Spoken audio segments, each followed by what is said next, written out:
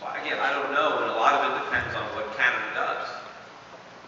You know, there will be some aspects of the Canadian economy that will be hurt. There are others that will be helped. You know, certainly, you know, anything imported from America will get a lot cheaper. You know, there won't be as much exported to America, but whatever you do export, you'll get a lot more money for it. And you know, there might be, if other currencies are rising, so your shipments will go to other countries, things are going to change. But you don't have to have a wealthy country on your southern border. We got Mexico on our southern border. So maybe Mexico is going to extend all the way up to Canada. So Europe is in trouble. Do you think the euro will fold or remain as a viable currency, or perhaps even an alternative to the US dollar? Well, that's certainly an alternative to the dollar now. I don't think 100 years from now, the euro will exist in its current form. 50 years from now, probably won't exist in its current form. 5 years from now, probably. You know, I think the euro is flawed in the way it was set up, and politically, I don't think it will last. But it may outlast the dollar, at least in its current form. You know, Europe has a lot of problems. What Europe should have done was the first problem that happened in Greece. They should have let Greece default. There should have been no bailout for Greece. And that would have set the euro up to replace the dollar. And it would have created, initially the euro would have sold off and then would have had a huge rally. And it would have been great for Europe. It would have been great for Greece. It would have been good for Ireland. It would have been good for Portugal. It would have been good for all these countries that would be allowed to default. Because the people would not be, you know, debt slaves. And the creditors would lose money. And that would be a good thing. Because then they would be careful the next time they made loans. And they wouldn't just loan a bunch of money to governments. They would realize that governments are limited. They can only pay back what the taxpayers can afford. The fact that there are bailouts is a problem for Europe. And it's turning Europe into America. The attraction to Europe was that if you buy Spanish bonds, they're not going to pay you back with a printing press because they can't print money. Well, now they're doing it anyway. So that's taking away that advantage. But I do believe that as a community, Europe is in better shape than the U.S. Now, I believe, you know, the stronger countries like Germany are suffering from what's happening.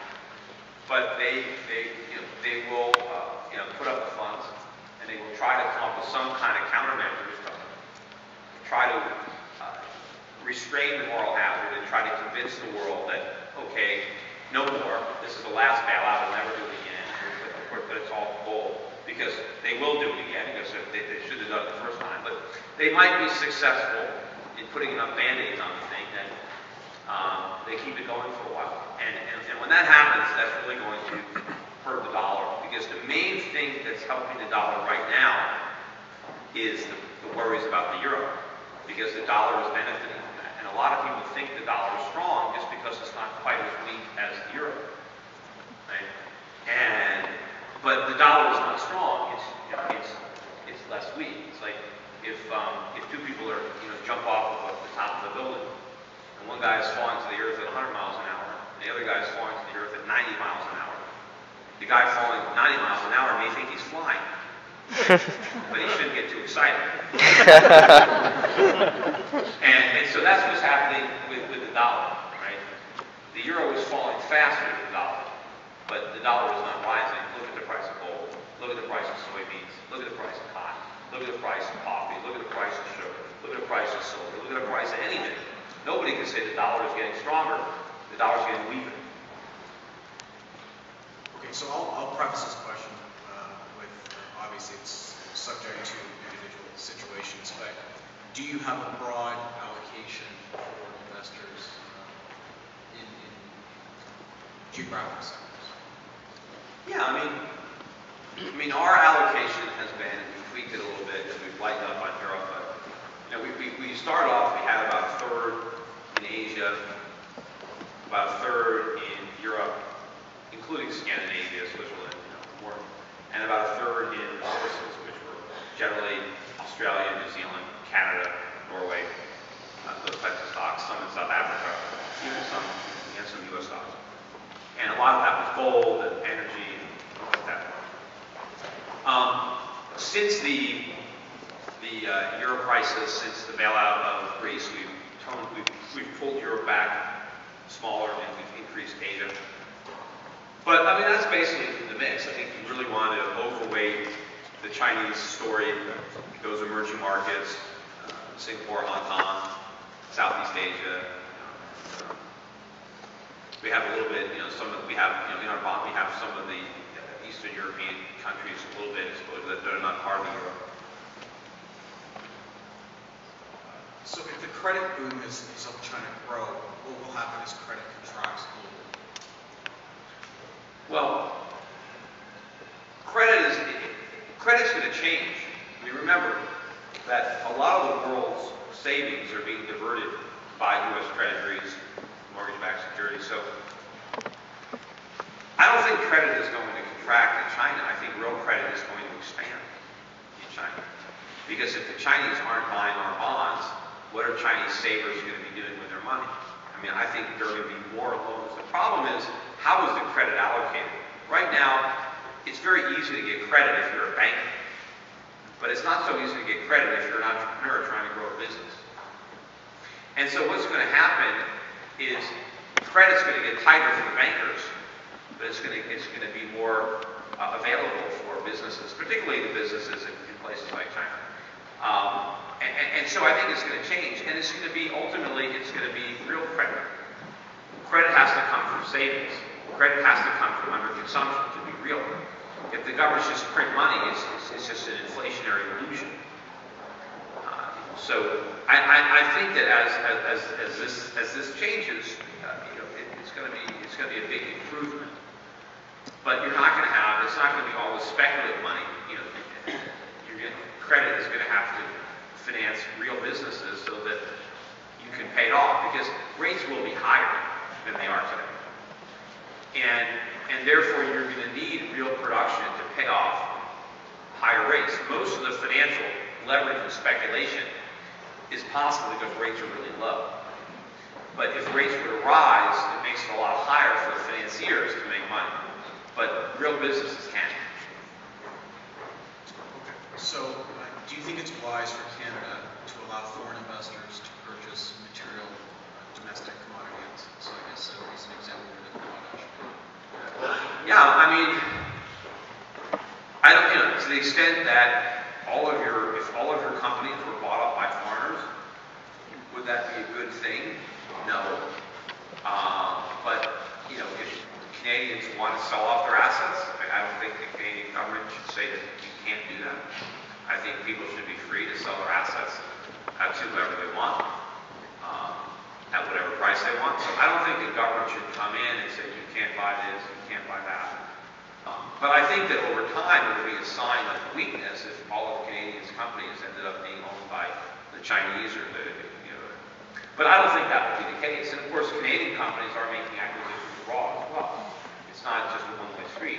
And so you can't just look at what are the assets that foreigners own in Canada. You need to look at what are the foreign assets that Canadians own around the world, and take a look at your net position. Are you a creditor nation? Is your net position improving? But ultimately, if you're selling off your assets, it's like somebody has a farm and they're selling off their chickens and their roosters and their cows. Pretty soon they're not going to have a farm anymore. They're going to be sharecropping. So yeah, it would be a good thing. But yeah, would it have been so terrible if BHP had bought potash? I don't think so. And the last question here: what are your favorite currencies currently? Well, the ones that we're buying, I do like the Canadian dollar and the Aussie dollar and the Swiss franc and the Norwegian kroner and the Singapore dollar and the Hong Kong dollar and RMB. Those are currencies we know. The currencies we kind of avoid. We kind of avoid the euro, the pound sterling, the U.S. dollar. Don't really have much in Latin America. We do have a few Brazilian stocks, I think, in our mutual fund now and in our managed account. We don't really have. I think we might even have. I think we have some Brazilian real in our bond fund. We also have the Polish zloty in there. So And then, I prefer gold and silver to many currencies. And when people like to talk about, say, well, gold is now becoming a currency, it's not. It's always been money. It just hasn't necessarily been utilized as money.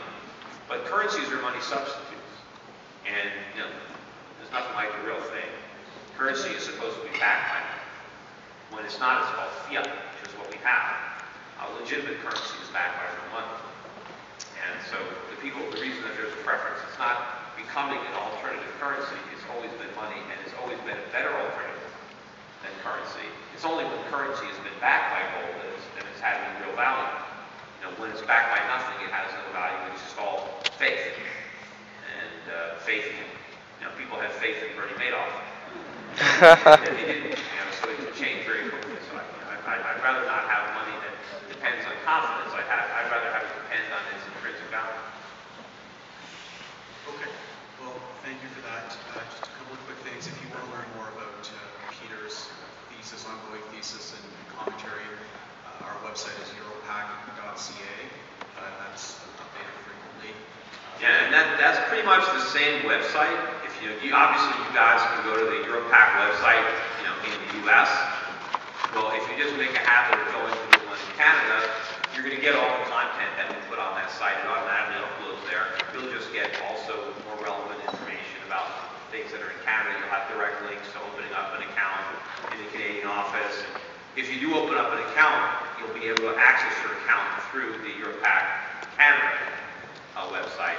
But all the newsletters, everything else is the same. The special reports, my video blogs, any of the commentaries that I write, or John Brown, or Mike Pinto, or any of the all that stuff. The minute it goes on the EuroPac website in the U.S., it simultaneously updates on the website in Canada. Okay, that's fantastic. Thank you, Peter. It's always informative and entertaining.